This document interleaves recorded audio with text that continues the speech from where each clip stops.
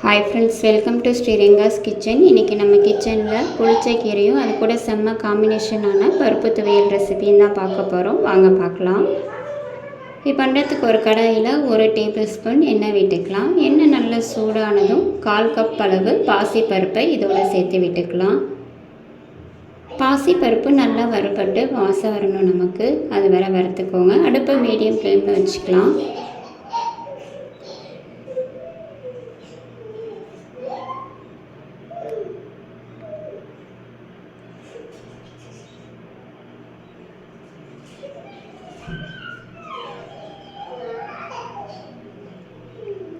இப்போ காரத்துக்கு நான் 4 வரமிளகாய் எடுத்திருக்கேன். மிளகாய் உங்கள் காரத்துக்கு தகுந்தவாறு சேர்த்து விட்டுட்டு இதையும் நல்லா வறுத்து விட்டுக்கலாம்.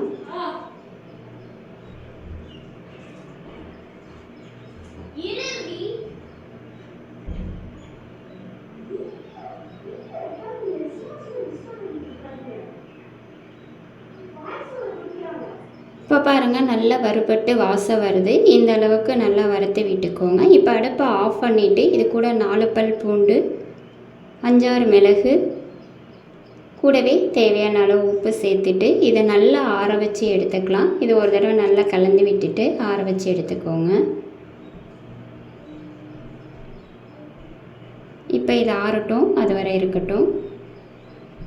இப்போ ஆறினோன்னா ஒரு மிக்சி ஜாரில் மாற்றி எடுத்துகிட்டு இது கூட கொஞ்சமாக தண்ணி சேர்த்து இதை நல்லா கொரகொரப்பாக அரைச்சி எடுத்துகிட்டு வந்துடலாம்.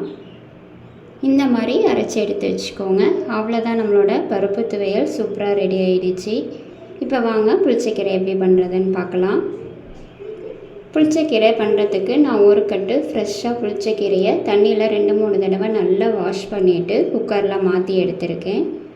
இப்போ இது கூட காரத்துக்கு நான் 4 பச்சை மிளகாவை சேர்த்து விட்டுக்கிறேன். உங்கள் காரத்துக்கு தகுந்தவாறு மிளகாய் சேர்த்து விட்டுக்கோங்க. இது கூட கொஞ்சம் மட்டும் தண்ணி சேர்த்து விட்டுக்கோங்க. இப்போ இதை குக்கரை மூடி 3 விசில் விட்டு எடுத்துக்கலாம். கீரை நல்லா வெந்து வரணும், அது வரை இது இருக்கட்டும்.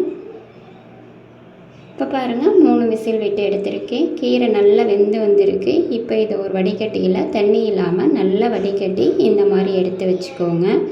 இப்போ இதை நல்லா ஆறணும், அது வரை இது இருக்கட்டும். இப்போ ஆறினோட ஒரு மிக்சி ஜாரில் மாற்றி எடுத்திருக்கேன். இப்போ நம்ம இதை தாளித்து இதோட சேர்த்து விட்டுக்கலாம்.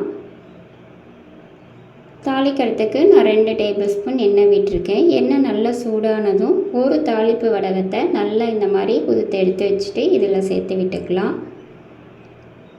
கூடவே 3 வரமிளகாவை கிள்ளி சேர்த்து விட்டுக்கோங்க. தாளிப்பு வடகம் நல்லா வறுபட்டு வாசம் வரணும் நமக்கு, அது வரை இருக்கட்டும். அடுப்பை லோ ஃப்ளேமில் வச்சுக்கோங்க.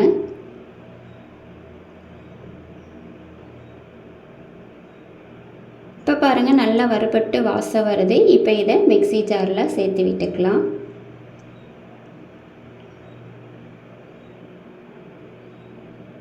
இப்போ தேவையான அளவு உப்பு சேர்த்து இதை மிக்சியில் நல்லா நைஸாக அடித்து எடுத்துக்கலாம்.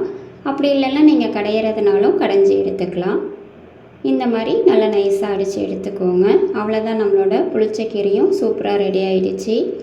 நீங்களும் இதே மாதிரியே புளிச்சக்கீரையோட பருப்பு துவையலை அரைச்சி பாருங்கள், செம்ம டேஸ்ட்டாக இருக்கும். உங்களுக்கு இந்த வீடியோ பிடிச்சிருந்தா ப்ளீஸ் லைக் பண்ணுங்கள், ஷேர் பண்ணுங்கள், கமெண்ட் பண்ணுங்கள். மறக்காமல் சப்ஸ்கிரைப் பண்ணுங்கள். பெல் ஐக்கான ஆல் பட்டனை ப்ரெஸ் பண்ணுங்கள். தேங்க்யூ ஃபார் வாட்சிங்.